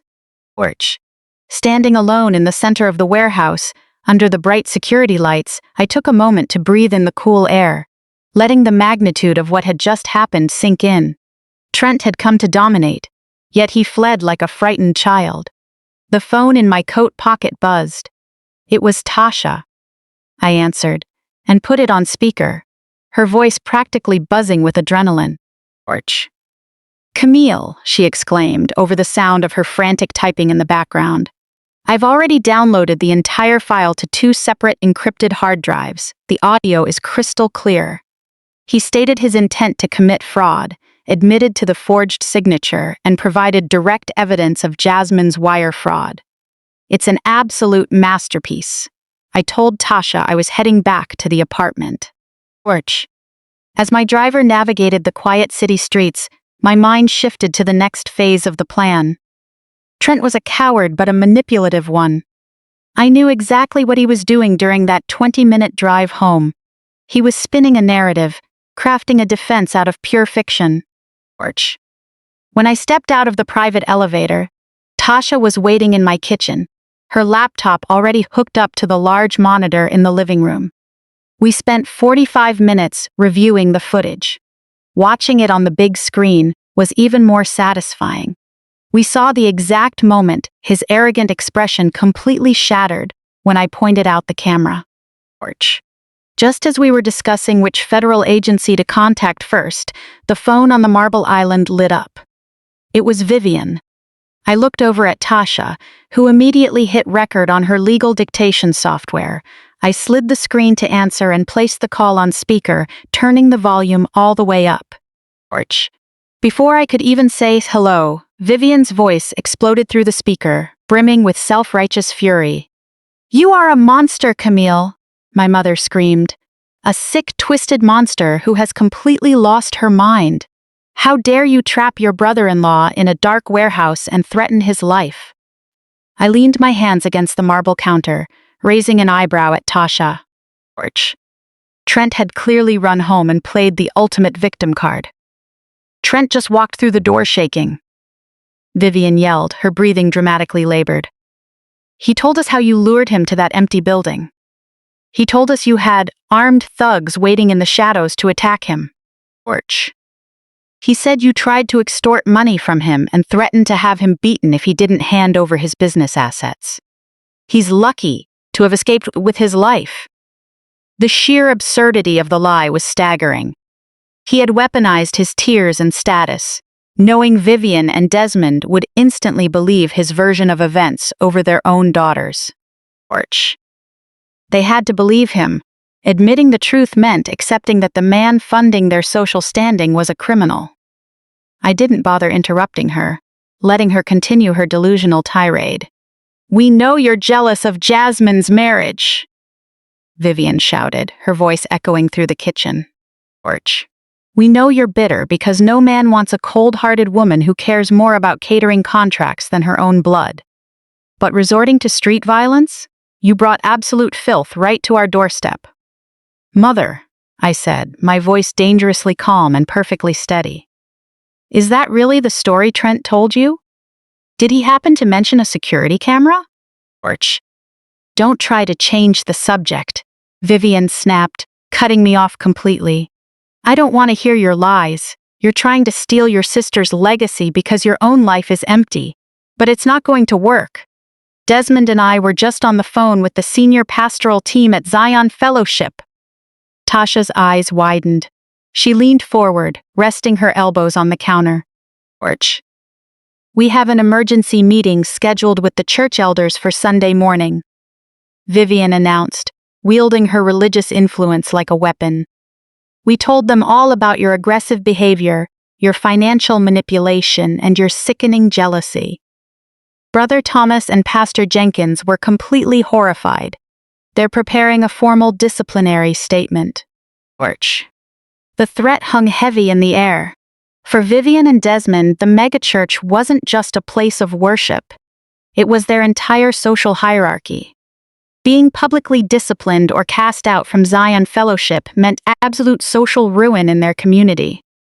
They had long used the church to legitimize their false wealth, and now they were using it to force me into submission.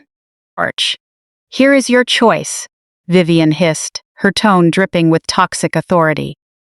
"You will sign the deed to the Maple Avenue property over to Jasmine by tomorrow afternoon. You will drop this absurd vendetta, and you will wire a formal apology to Trent, along with compensation for the emotional distress you caused him tonight. If you refuse, we will stand at the pulpit on Sunday and officially disown you from this family." She gasped for air on the other end of the line. "We will publicly expose you in front of 3,000 members," Vivian threatened. "We'll tell the entire city that you are a violent, greedy disgrace.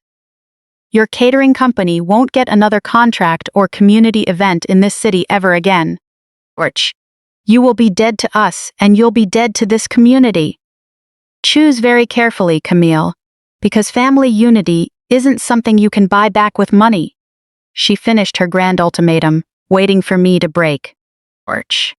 She expected the threat of public humiliation to shatter my resolve, believing church pressure and the fear of a ruined reputation would force me to hand over the multi-million-dollar property to save my business. I looked at the television screen in the living room, paused on a high-definition frame of Trent, staring at my warehouse camera in utter terror. The evidence of his crimes was clear. The forged line of credit proof sat right beside me in a neatly labeled binder. The eviction notice was drafted and ready for signature. I didn't argue with her. I didn't correct Trent's story about armed thugs, beg for her understanding, or try to explain that her prized grandson-in-law was a desperate fraud. Explaining the truth to a woman committed to a lie was a waste of breath. I picked up the phone and brought it close to my mouth. "You're absolutely right, Vivian," I replied, my voice completely free of anger, fear, or hesitation. It carried the polished tone of a corporate CEO finalizing a deal. We all have choices to make, and actions always carry consequences. There was a brief pause on the line as Vivian hesitated, confused by my lack of panic. "So you're going to sign the deed over?" she asked, a sliver of desperate hope creeping into her voice. I smiled, looking directly at Tasha. "You will get everything you deserve on Sunday," I said, my voice dropping to a chilling coldness. "Save yourselves a front row seat." I hung up the phone and placed it face down on the marble counter. Tasha and I locked eyes. The battle lines were officially drawn, and the stage for their ultimate downfall had just been chosen by their own arrogance. Zion Fellowship Megachurch was a massive glass and steel complex in downtown Atlanta. A megachurch, complete with a massive choir, full television broadcast equipment, and thousands of upwardly mobile Black professionals who followed the prosperity gospel. For Vivian and Desmond, the church wasn't a place for spiritual growth or community healing. It was a stage. It was the primary social battleground where they had spent decades carefully crafting the illusion of a perfect, wealthy, and deeply blessed family. Desmond served on the elite deacon board, while Vivian effectively ran the senior women's ministry. Their entire identities and self-worth were tied to how the congregation viewed their financial and social standing. Today was meant to be the crowning achievement of their social ambition. Following the morning service, they had rented out the massive fellowship hall for a heavily publicized reception. Jasmine and Trent had sent lavish invitations to the entire church leadership, claiming they were celebrating the launch of Trent's groundbreaking new real estate venture. To impress the congregation, they pulled out all the stops. Tasha and I learned through our contacts that they had hired a high-end catering company, set up an extravagant buffet, and ordered tall, expensive floral centerpiece S for every table. They were hosting a grand, costly party to celebrate their supposed wealth and business acumen. Except I knew the exact source of that wealth. I knew the ugly criminal reality behind the celebration. Every appetizer, every slice of cake, and every hour played by the live jazz band in the corner was paid for with the $150,000 stolen through my forged signature. They were literally standing in a house of worship, enjoying the praise, admiration, and prayers of the community while squandering my stolen assets. The sheer audacity was infuriating, but I funneled that anger into razor-sharp focus. I sat in the back of a discreet, armored SUV parked near the rear entrance of the fellowship hall. I smoothed down the fabric of my tailored emerald green power suit, its sharp lines and structured fit radiating absolute authority. Tasha sat beside me, her expression dead serious, as she held a thick black leather binder containing every piece of evidence we had gathered over the past few days. Waiting outside in the crisp Sunday morning air were two uniformed county sheriff deputies. Tasha had legally arranged for them to be present as a civil standby. A standard procedure when serving eviction notices and dealing with individuals who have a documented history of volatile behavior. But I also knew the profound psychological impact those badges would have on a room full of people obsessed with public perception. I gave Tasha a firm nod, and we stepped out of the SUV. The two deputies fell in right behind us, forming an unmissable escort. Pushing open the heavy wooden double doors of the fellowship hall, I stepped inside just as the reception reached its peak. The massive room buzzed with the chatter, laughter, and celebration of hundreds of guests, while the jazz band played a smooth, upbeat rhythm.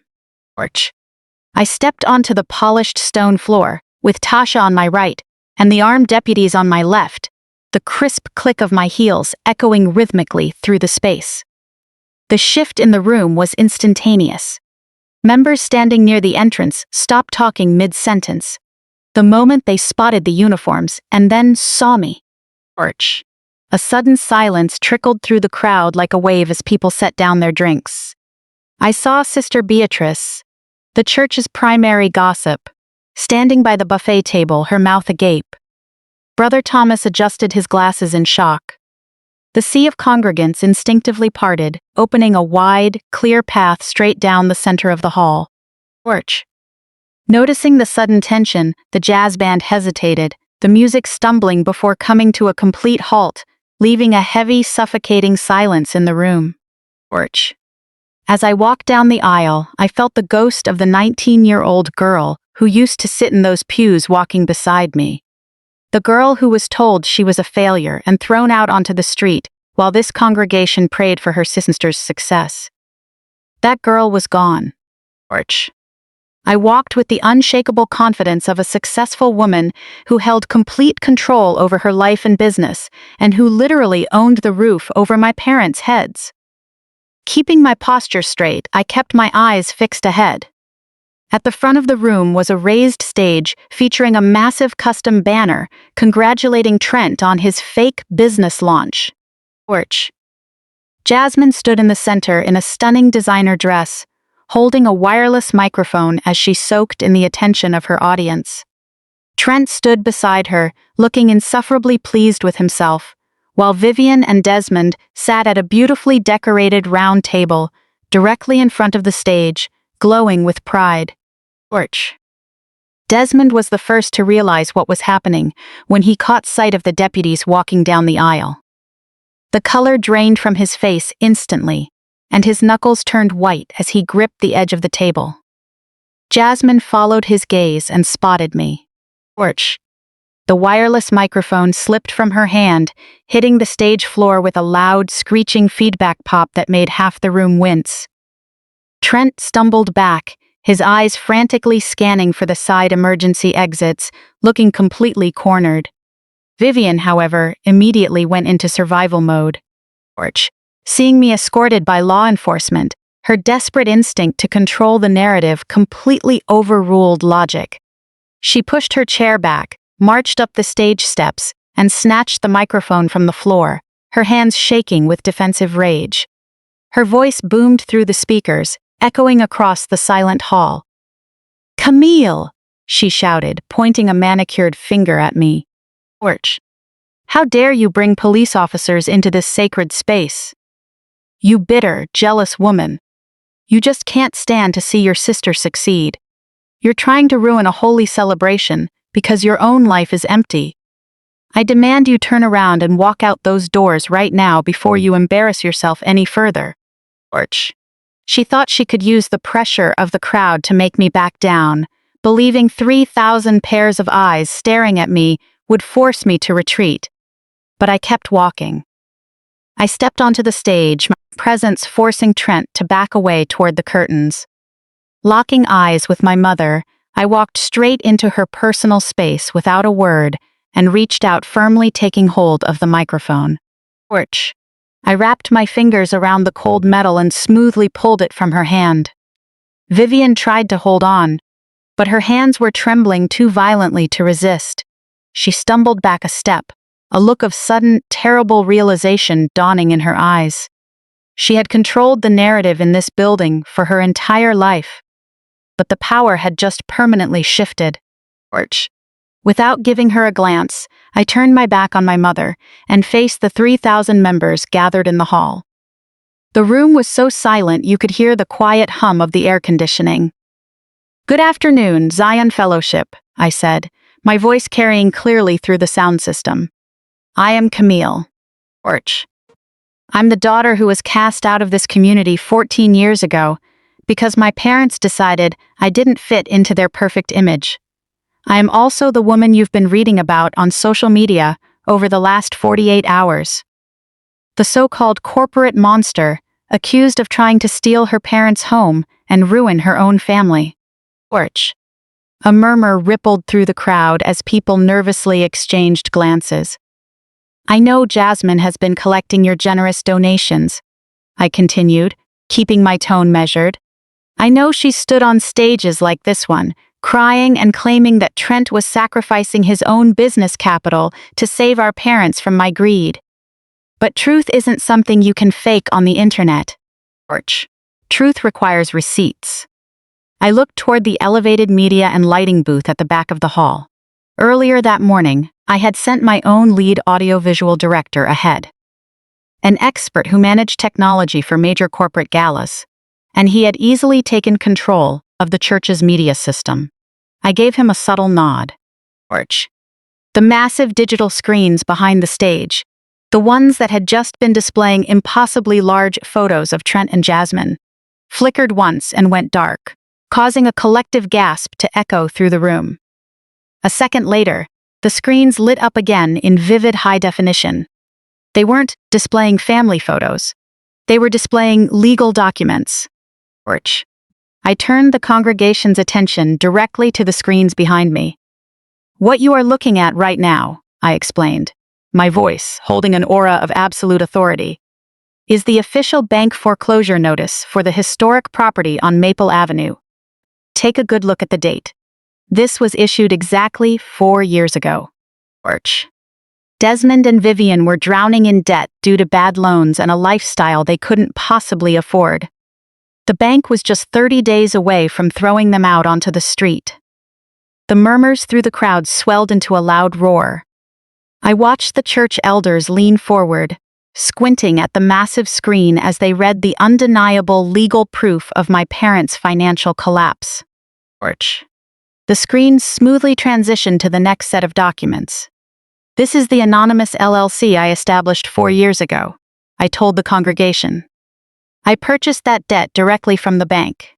I paid off the massive arrears in full and legally bought the property to save them from public humiliation. For 4 whole years, I paid the property taxes. I paid the home insurance. Orch. I allowed them to live in that house completely rent-free. And while I did that, they stood right at this pulpit, bragging about how God had blessed Trent and Jasmine. They were nothing more than month-to-month tenants on a property I owned. Jasmine couldn't take it anymore. The carefully constructed reality she lived in was being ripped to shreds right before the only audience she cared about. Orch. She lunged forward, her heavy designer dress rustling violently around her ankles. Tears streamed down her face, smearing her makeup into a messy blur. "She's lying!" Jasmine shrieked hysterically, waving her arms wildly at the church elders. "Don't look at those screens. She fabricated all those documents just to ruin Trent's business launch. She's a sadistic, jealous liar. That house is ours." Orch. "She wants to destroy us because she's miserable and alone." I didn't bother arguing with her. Arguing with delusion is a waste of breath. I simply glanced back at the technology director in the booth and gave another slight nod. The screen switched once more. It was no longer a static document. It was a video. Orch. The 4K ultra-high-definition infrared night vision footage from my commercial warehouse illuminated the space.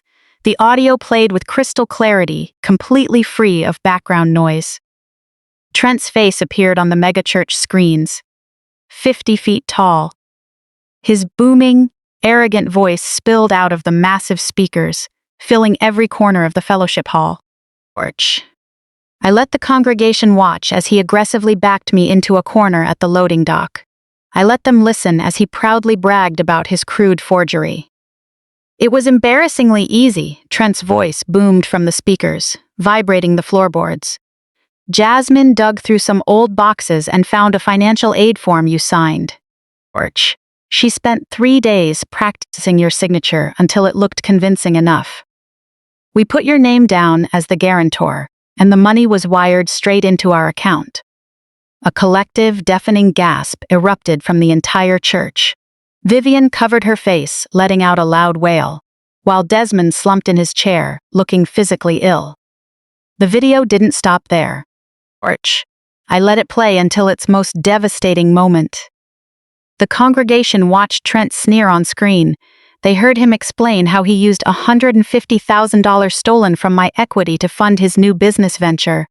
And then, they heard what he thought about them. "Those people at Zion Fellowship are just a bunch of gullible cash cows." Trent's mocking voice cut through the sanctuary. Orch. They were practically falling over themselves to hand us money because they wanted to feel close to the pastor's family. Jasmine squeezed out a few tears on camera, posted a sad video, and they opened their wallets immediately. "We've already raised $20,000, and we're using it to put a retainer down on an aggressive defense attorney." I signaled to cut the video. Orch. The screen went dark, plunging the fellowship hall into an absolute stunned silence. The reaction that followed was instantaneous and explosive. Thousands of faces reflected a profound sense of betrayal. These people had donated their hard-earned money. They had prayed for my sister. Orch. They had welcomed this man into their sacred space and treated him like family, only for him to turn around and call them gullible cash cows. Sister Beatrice, the woman who had judged me so harshly at the restaurant, let out a shout of outrage, clutching her chest as if she had been physically struck. Brother Thomas stood up, his face dark with righteous fury. Torch. The senior church elders, who had been shaking Trent's hand just minutes earlier, were now staring at the stage with complete, unvarnished disgust. The illusion of the Golden family was permanently shattered. Trent realized in that exact moment that his arrogant savior persona couldn't protect him in a room full of betrayed, angry congregants. The dominant physical posture he had relied on his entire life completely evaporated. He looked at the black screen, then at the angry crowd he had just insulted, and began backing away. He retreated toward the heavy velvet curtains at the edge of the stage, desperately trying to find an exit before the crowd demanded their money back. The crowd stood up, raising their voices to demand an explanation. The two uniformed deputies who had been standing quietly at the base of the stage steps took a deliberate step forward. Moving with tactical precision, they completely blocked the side exits. Their hands rested casually near their utility belts, sending a clear message. No one was leaving the stage. Trent panicked. Cornered with nowhere to run, he did what arrogant cowards always do when the consequences of their actions catch up to them. He turned on the person closest to him to save his own skin. Stopping in his tracks, he pointed a trembling finger directly at his wife. It was all her idea, Trent screamed over the escalating noise in the hall, throwing Jasmine under the bus. She forged the signature. She forced me to go along with the loan. She set up the fundraising account. I didn't do anything wrong. It was all Jasmine. Jasmine stared at her husband in horror. The man she had defended and stolen for dropped her without a second thought the moment his own freedom was threatened. The luxurious, perfect marriage she had boasted about on social media crumbled into cowardly betrayal right on the church stage. I watched the realization wash over my sister, feeling zero pity. I picked up the microphone, brought it to my lips, and prepared to deliver the final blow. There is no honor among thieves, I said, my voice cutting through the noise in the hall and bringing the room to a hush once again. But pointing fingers won't save either of you today. The federal government doesn't care whose idea it was when both of your names are tied to stolen funds. I stepped aside as Tasha walked forward, looking impeccable in her tailored navy suit. She held the heavy black leather binder containing our legal strategy. Bypassing my parents, she walked straight up to Jasmine and Trent, stopping a few feet away. Tasha opened the binder, pulled out a crisp sheet of paper, and extended it toward Jasmine. Jasmine's hands were shaking so violently, she couldn't even raise her arm to take it. Tasha simply let go, allowing the document to flutter down and land on the polished wooden stage floor right at Jasmine's feet. That is an official 30-day notice to vacate, Tasha announced, her voice carrying the clinical precision of a corporate attorney. Because no formal lease agreement was signed with the LLC, you and your parents are legally classified as month-to-month tenants. Your tenancy has been officially terminated. You have 30 days to vacate the property on Maple Avenue. If you fail to move out by the deadline, the county sheriff will arrive to forcefully remove you and your belongings from the home. You are losing the house you thought you would inherit. Desmond sat at the round table, letting out a choked, painful sound. He buried his head in his hands, realizing that the home he used to flex his wealth and status was gone. His vanity had cost him his sanctuary. Tasha and I weren't finished. We weren't just taking back the house. We were dismantling the entire foundation of their fraud. As for the money you stole, I continued, taking back the microphone and speaking directly to Trent, you really thought you could bypass the law because you believed you were untouchable. But bank fraud isn't a minor violation, Trent. It's a federal crime. As of yesterday morning, my legal team officially handed over the unedited security footage. the forged loan documents, and your complete financial records to the primary fraud investigation unit at the lending institution. Trent stumbled backward, shaking his head in denial. "You can't do this," he stammered. "We're family. You can't send us to prison over a family dispute." "George, you stopped being my family the night you told me I brought nothing to the table." I fired back relentlessly, my words landing like physical blows. "You stopped being family the moment you threatened me in my own warehouse. And you don't just have the bank to worry about, Trent." I turned my attention to the congregation, particularly the church members who had been deceived by my sister's posts. George, I knew how hard these people worked for their money and how much trust they had placed in the church leadership. I know many people in this room donated their hard-earned money to a fundraiser over the past 2 days, I said, raising my voice to ensure those in the back could hear. "George, Jasmine told you she needed donations to save her aging parents from my greedy business. She collected over $20,000 from this generous community. But I need you all to understand what she actually did. By fabricating a story and using an online payment platform across state lines to solicit financial gifts, Jasmine committed federal wire fraud." George. The collective anger in the room spiked once more. Outraged voices called for accountability throughout the hall. Sister Beatrice pointed an angry finger at the stage, while others pulled out their phones, realizing they had been scammed by the very family that stood at the pulpit, demanding their respect every Sunday. "George, we have logged every single donation," I explained, making sure the congregation knew we were protecting them. "We have already contacted the crowdfunding platform and reported the campaign for severe terms of service violations. The funds have been frozen, and the platform's anti-fraud department is working with law enforcement to issue full refunds to everyone who was deceived. George, you will get your money back. But Jasmine and Trent will face federal consequences for trying to steal it."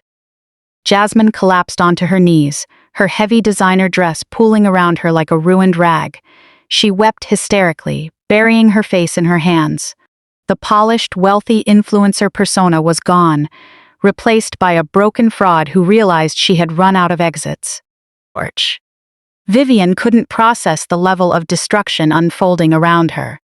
Her mind couldn't handle the reality. Her golden child was facing federal charges.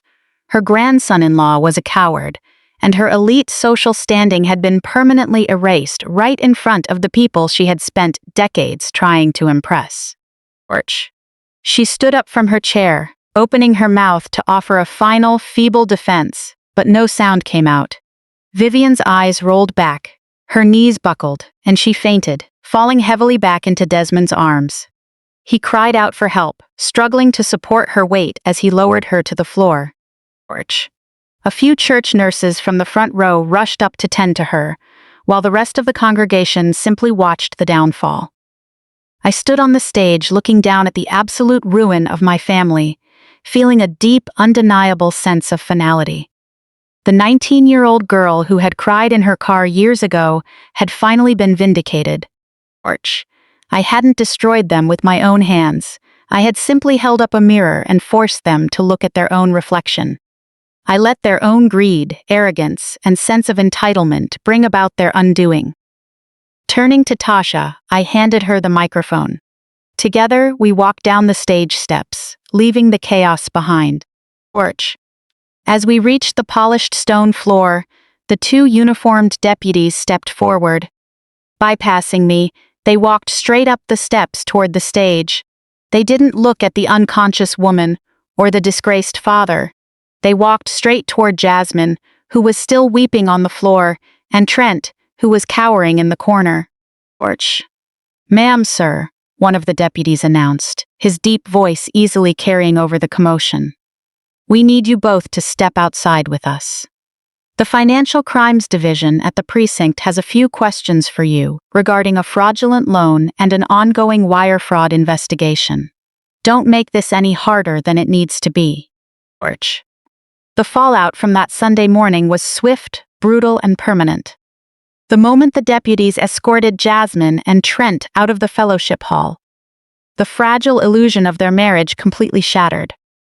When the money dried up and the consequences hit, Trent did what every arrogant coward does. He packed his bags that very night. By Monday morning, he had filed for divorce, attempting to legally distance himself from the mess he had helped create. He abandoned my sister, took what little cash he had left, and fled back to his hometown in the Midwest. He thought crossing state lines would protect him from prosecution, but he was dead wrong. Federal investigators don't care about state borders when prosecuting bank fraud and wire fraud. By the time he pulled into his parents' driveway, federal authorities were already waiting for him. Jasmine was left entirely isolated to face the ruin of her life alone. Federal authorities froze her bank accounts immediately, and she was officially charged with multiple felony fraud counts stemming from the loan and her online fundraising campaign. Because she had solicited donations under false pretenses, the court ordered her to pay massive financial restitution to both the platform and the church members she had deceived. Her imported luxury car was repossessed, and her designer clothes and expensive jewelry were seized and liquidated to help pay her staggering legal debts. Without a husband, without financial backing from her parents, and carrying a felony record, Jasmine was forced to move into a tiny, rundown, one-bedroom apartment on the edge of the city. The woman who used to brag about her elite status and mock my catering business was now working a minimum-wage retail job at a local strip mall, just to keep the lights on and